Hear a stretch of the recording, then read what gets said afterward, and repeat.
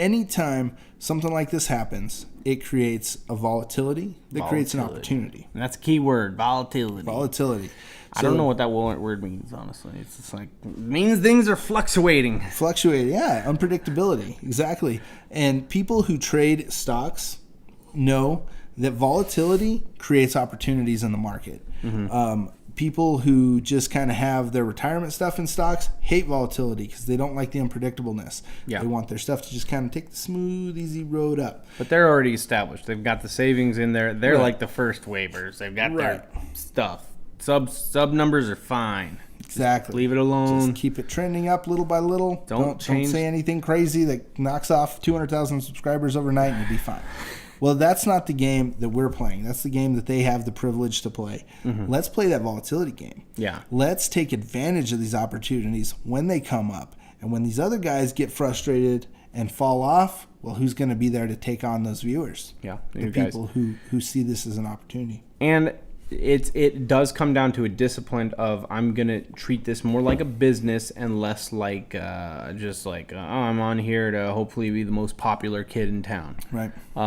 I think that's, I've heard a lot of people frustrated. One of my videos that I made back where I talked about the end of YouTube based on my experience at VidCon, I was talking basically about how the algorithm and the way YouTube treats things is very frustrating. And a lot of people got on and started talking about ageism on YouTube. And I know that a lot of those people that we're talking about want to build their audience and they want to spread their message because they were definitely frustrated that younger, quote unquote, prettier people were getting views over them, you know, started at the same time and were exploding. And it's like, well, that's great. And those people may do really well. And if they have a business model, they might outdo you as well.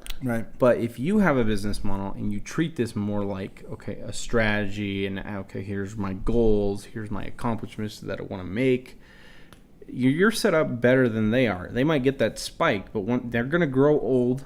They're going to get wrinkles. I mean, you already have that stuff, so you're ready to go. You can just already work with it and build a true following. And growing old on YouTube doesn't take decades; it takes weeks. Yeah, I know, right? You accidentally mention the 90s, and it's like, he's old. Exactly. Mention the 80s, you're fine, but you mention the 90s, you're old. Yeah, exactly. Or is the 90s becoming a thing now? I don't even know. That's definitely off topic for this video, but that's okay. If you want to get your feet wet with affiliate marketing and kind of learn how some of this stuff works, it sounds scary, but it's really not, especially if you have somebody showing you how to take care of these things. We just opened a course and a group that you can be a part of. We'll put the link in the description and an annotation. And in this course, we actually show you how to put we do this step by step. In annotations. Screenshots, everything. The whole thing. It's a really cool course. It's a paid content one, so we're selling this one. But we do have a free course too. If you get through the free course and you're like, I still don't get it, check out check out the one that we did. It's super helpful. Joel did a lot of the work on it, so I was like, okay, I'm doing my part, and I know I covered a lot of the laws and the stuff, and I'm like, okay, this is all good stuff. It's helpful. It's definitely stuff people need to know and maybe help explain from a different angle. But then I checked out Joel's stuff. I'm like, oh, dude, this stuff is awesome. So, Daniel does most of the editing for this channel, so I figured I could throw in and do the editing for that one. So I think it came together well. It's very affordable. We're not trying to rip anybody off or make this thing super expensive. We want you to be able to do it. So go check it out.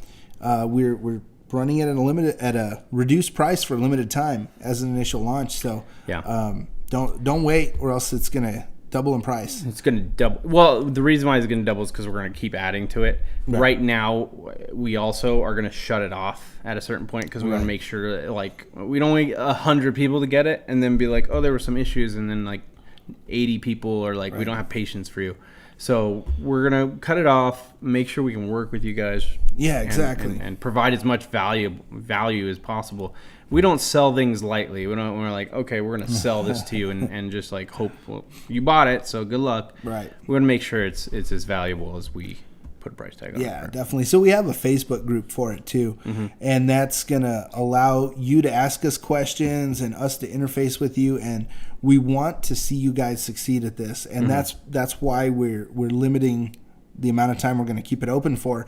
So we don't have, 10,000 people. I mean, I don't know that we'll get 10,000 sales with it.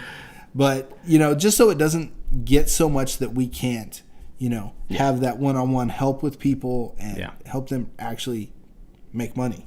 Yeah. So go buy that if you need that help for sure. But definitely look up affiliate marketing if you're still like, okay, you're talking about it. You go look that up. But let's get back to the volatility thing that we were talking about. Because, actually, let's go even further back and let's talk about Philip DeFranco, H1, H2, H2? H3, H3? H3, H3? I think so.